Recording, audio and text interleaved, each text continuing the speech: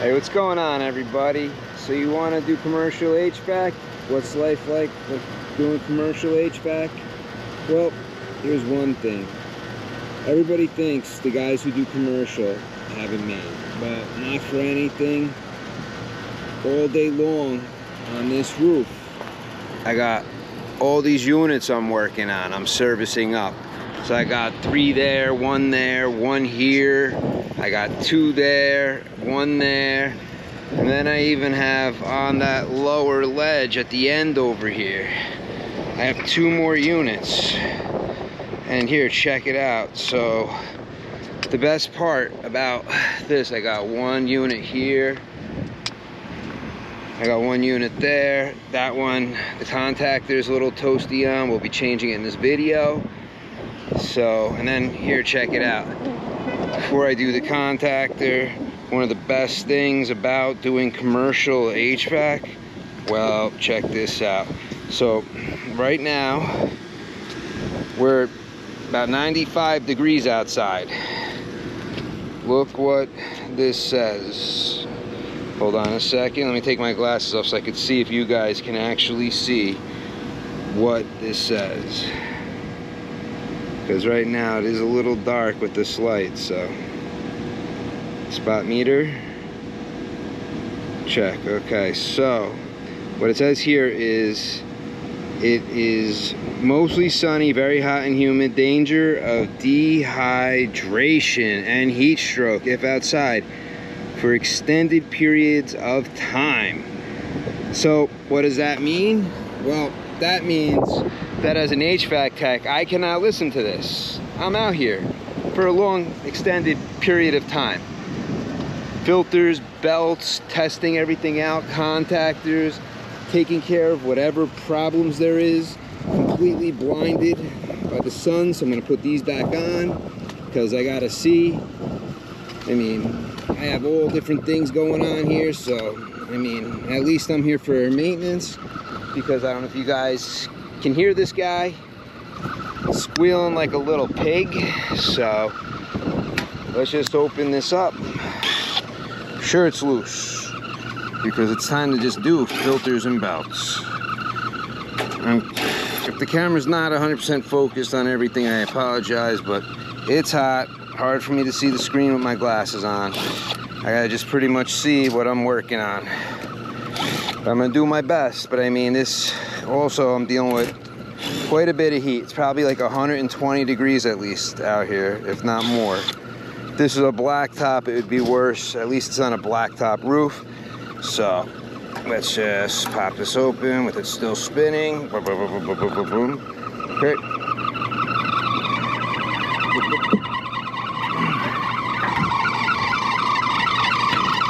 Yep.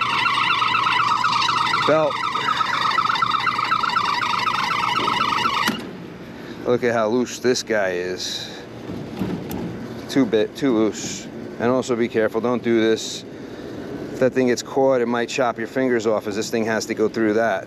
I mean, it might be like, and you're like, whoa, oh no. Or you might break the belt, bang, as it rides the pulley. Let's not do that, let's just pop it off normal. But I mean, you could see it was swimming. They just stretch. Hopefully the new belt fits correctly. Let's just it's heading towards the exit. Pop the new belt on.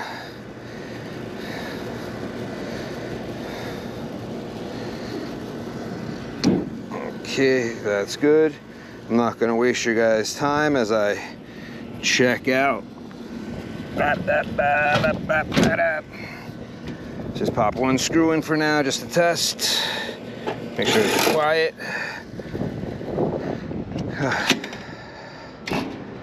Listen to that, perfect. Did the job, so now I can pop the other screws in. But now, I'll come back, I'll check this electric out. But now let's go to that lower roof. Here's another thing I gotta fix up on this roof. This unit has no trap. So, I gotta bring one back up. But it's okay. I mean, everybody thinks commercial HVAC It's so easy. All those commercial guys, they do nothing all day. They're friggin' changing filters and belts and hiding when it's 100 some degrees, but yet there's a lot of work. There's nowhere to hide because it's all sun. So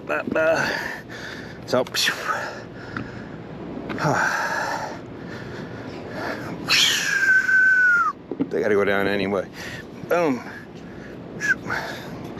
Everything down there. But not for anything. I love doing this. But on a day like today, I almost feel like the Metallica song Jump in the Fire is what we're doing. We're jumping right into the fire. We're like, yeah, let's jump in. So, this contactor was toast, so I gotta swap it out real fast. Let's see, it's saying it's 117 on that unit in the sun. People are like, oh, but that's in the sun. Well, okay, I'm in the sun too, so this is the temperature that I feel. I don't care the shade temperature. Where's my shade? I'm working. Somebody show me, besides if I hide there, where I have shade while I'm working on this machine. So, the reason why, let's unplug it. As you can see, my contactor, it's all blackened and burnt up. The one on top is okay, but this one down here needs help. So we're gonna swap him out real fast. All right, so first let's make sure there's no power in this machine. With my tools up top, it's almost useless. I cannot reach them. Oh, bang, okay. So using a smaller meter. I mean, I love my 902, it's old. But this is just a little bit smaller, more compact. Fits in my bag better. Volts, so let's just make sure. Nothing there. I'm gonna just check the ground, each leg, nothing. Make sure, okay. I don't have partial power. Now let's remove this contactor. So the 516 should fit right on, unless I stripped it out already. Bam. Boom. A lot of guys get upset when I keep these crimps on, but you could just squeeze them on. Let's see what the new contactor looks like as I rip this off. Oh, that cold suction line feels so good on my arms. Oh, nothing like a cold suction pipe or anything cold. Okay, so yeah, I got these. So I mean, your option is you could either strip it off, put flat crimpers, or you could just squeeze these crimpers in and fasten them right in. And to tell you the truth, you're not gonna have any problems, because you're still making a solid connection. Some guys will freak out when they see me do that, but I don't know if they understand electricity and how, if you take this, this wire here and you crush it, you're still getting the same connection that you would if you just stuck the copper in there. So let's put these here so they're out of the way. 24 volts won't really matter. Ah, okay, needle nose. I don't want to break it by wrestling with it. So there you go. Okay, one off, two off. Now quarter. I'm surprised. I should just grab my regular magnetic, but whatever, I'm already here. 6-in-1 seems to be doing everything today. I don't know why. Usually I don't care for 6-in-1s when it comes to magnetic screws. I need a drink of water. I'll swap this, and I gotta get on the upper roof so I can get some ice cold water. Maybe not even be ice cold, but so I can get some cool water. Because maybe the dehydration thing may be kicking in. But let's see how far I go before I pass out. I think I'll finish it before I black out here or get a heat stroke, so I'm not overly dying. I'm not like, oh my goodness, what's going on? Where am I? I'm so dizzy. Okay, so we had a gray one on the bottom. Let's go. Screw, give me. Okay, so now these, if you take these and you fold them in like that, boom, that'll fit right in to that hole pretty tightly. Even here.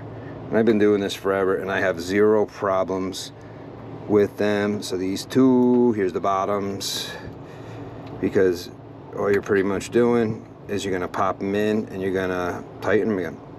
Boom. But there you go. So here's where the magnetics would have been easier, but let me pop open my contactor before I do anything else. So this way the wire terminals are open now instead of when it's in there. It doesn't even matter, but I like to open them up enough that I can get the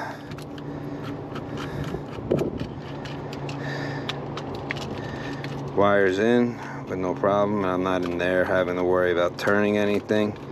Okay, so that's good to go. Now let's get back to the Phillips side. Okay, first Phillips screw. I mean, it really doesn't matter, but I mean, if you want L1 at least is hitting the top of this one, where a lot of times it may be hitting the bottom. My compressors are on the bottom, so I'll just follow that. And yeah, this is why I don't like these 6-in-1s. The screw doesn't just hold in like a magnetic bit. So, oop, oop. Oh, these wires, like, nah, dude, you're not coming right in. We're gonna resist and fight you. Boom, it's go right in. Okay, before I tighten too much, the other screw. So in case I have to swing anything to line it up. Okay, the screw is right here, boom. Sometimes you gotta wiggle it around to find that right spot. This wire I don't need to pin behind. Okay. I think after work today I'm gonna go pick up one of those like $300 pools. You fill it with air, the ring, and you just put water in it so I could have my own personal puddle to sit in after work. I mean, running around the sprinklers is fun, but I mean, not for anything. Even though it's hot, I'm trying to dry my lawn out. Going through a little disease on my lawn, so I figure, you know what? So much rain has come down. Let me just let it dry out for a few days, even though I know it's tremendous heat, Kentucky bluegrass, and it's a new lawn that I started. But I mean, this new lawn that I started, this, I think, was on this side. I'll take another look at it in a second. That's going to this black wire from my fan. I could always move it around. I could always put the black on this side too. This is my compressor black, so I want to keep the blacks kind of on the same side. So this way nothing gets confused, nobody working on it in the future, because the schematics always show them connected to the same side on the contactor and everything. So then as you tighten this, you're gonna, that's not gonna move or break. So let's pop these in. I'm gonna keep, this doesn't really matter. It's single phase and this is just my power in. So this really shouldn't affect anything. But I mean, somebody marked it as if maybe it was causing, because they have 2, 1, 1, 2. So I just think that was just as some weird precaution. So boom. Okay, that's tight. Let's get this side tight. Okay. That's tight. I'm like dripping with sweat here. This has to be tight. You always want everything tight. I never have burnt wires or anything like these kind of connections loose, and you'll see in most of my videos, this is kind of what I do with almost every one of these, so tight. Okay, now no wires are hanging out, just these guys on the top. So now the yellows and reds, all in all, this is low voltage stuff. So let's see, yellow's my power in. So if I put yellow here, only thing that this is gonna feed, and the orange. So look, the orange is, yeah, I want that kind of, because orange is my common orange. That's going back to here is over there. So orange is there, orange, boom, orange, orange. Then yellow hits here, then comes over to the top of this contactor, up and in for my fan motor. This way they kind of stay on opposite sides of everything. So, I mean, I don't think those two really matter on top. But I mean, orange is my fan orange, so that always has to be on the opposite side of the blacks. That's where it matters. I don't know why I said it doesn't matter. It does matter, because black is for my fans on this side, which means orange has to be on this red side over here, the other leg of power. So let's see, blow sparks. Perfect. Okay, so this unit's done, all fixed up. I'll have to come back, model serial number. I gotta go get a drink of water. So now I'm gonna show the trick on how I keep my water cool while I'm working out here on a roof. I'm melting, but this is the best way to keep your water cool while you're out on a hot roof on a very hot day. You saw 117 was what I'm dealing with. That's my meter. I was hearing beeping. I'm like, uh-oh, what kind of alarm did I trigger? But that's just, this let me know I left it on. Okay. The other missing screw. The Sklugen Master, there it is. Always somewhere near. Okay, let me take me and my tools to the upper roof. Before I say goodbye, I'm gonna show you guys the best way to keep cool water on a scorching day. Because, not for anything. You see it's hot. I know there's places that get hotter, but maybe this tip will help somebody out. Somebody will be like, you know what? That's actually a good idea. Let's see what it's reading now. It's only saying 108. Okay, I'll take it. 108, it's not hot. When it was 120, it was like, oh my goodness, oh, I dropped in a puddle. That's probably the end of its life. Oh well, I didn't like this guy anyway. But look, it's down to 95 because it got wet. All right, so let's get up to the top and I'll show you how I keep my water cool on a hot day. So maybe somebody else would be like, hey, that was actually pretty cool. But I forgot the trap. I'll get that next. I gotta test the one unit we just did the belt on. I just gotta check the electrical panel out. So, all right. So, to keep your water cold, this is a great place to hide your water. So if the system is working correctly, this air should be nice and cool. And then,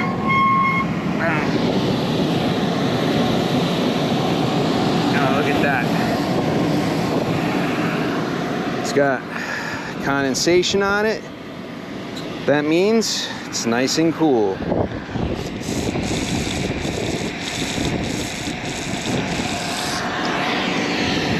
If you have a better way of keeping your water cold or cool or whatever, I mean, you can see it's sweaty, so it's obviously not warm. And you've been with me the whole time on this video. I haven't pretty much stopped from when I finished that.